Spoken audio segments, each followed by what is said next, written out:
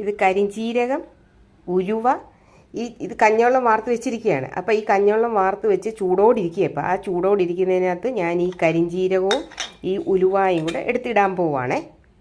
ഈ തിളച്ച കഞ്ഞവെള്ളത്തിനകത്തോട്ട് ഞാൻ ഈ തിളച്ച മീൻസ് അരി വാർത്ത കഞ്ഞവെള്ളത്തിനകത്തോട്ട് ഞാൻ ഏതാണ്ട് പുക പോകുന്നുണ്ട് ഇപ്പോഴും കണ്ടോ.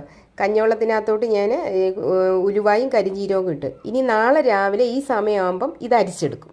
ഞാൻ ഇന്നലെ ഒഴിച്ചു വെച്ച കഞ്ഞിവെള്ളമാണ്. ഇതിൻ്റെ അകത്ത് നമ്മൾ ഉലുവായും കരിഞ്ചീരകം ഇട്ട് വെച്ചിരുന്നതാണ്. ഇന്നലെ രാവിലെ ഞാൻ ഇതുപോലെ സമയത്താണ് ഇട്ടത്. ഇന്ന് ഞാൻ അതെടുത്തൊന്ന് അരയ്ക്കാൻ പോവുകയാണ്. അപ്പോൾ അതിൻ്റെ കൂടെ കുറച്ച് കറ്റാർ വാഴപ്പോളയുടെ പൾപ്പും കൂടെ ഞാനിപ്പോൾ ഇടും കേട്ടോ.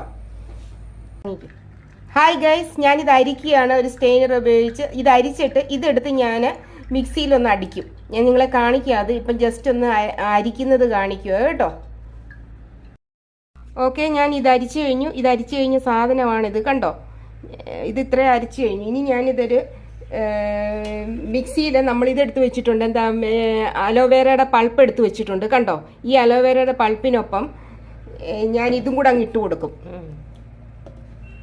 കണ്ടോ. എന്നിട്ട് വേണമെങ്കിൽ ഒരു ശകലം കഞ്ഞോളം ഒഴിച്ച് ഇതൊന്ന് അരയ്ക്ക്.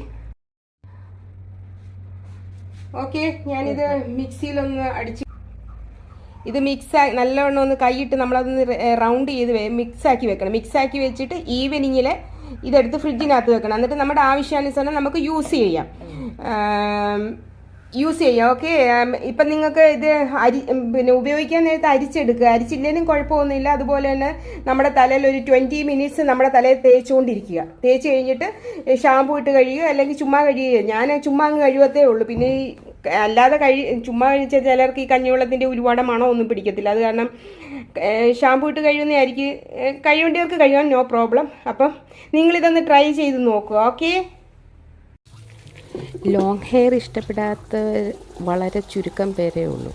അപ്പോൾ ആ ലോങ് ഹെയർ നല്ല തിക്നെസ്സും ഒക്കെ ആയിട്ട് നിൽക്കുകയാണെങ്കിൽ അതിൻ്റേതായൊരു ഭംഗിയുണ്ട്. അപ്പം ഇന്ന് പലരും നേരിടുന്ന ഒരു സംഭവമാണ് മുടി കൊഴിച്ചിലും താരനും മാറാനുള്ള റെമഡിയാണ് ഞാനിപ്പോൾ തന്നിരിക്കുന്ന ആ വീഡിയോ. അത് ഞാൻ തന്നെ എനിക്ക് പരീക്ഷിച്ചതാണ്. കാരണം എൻ്റെ മുടി നല്ലവണ്ണം കൊഴിയുമായിരുന്നു.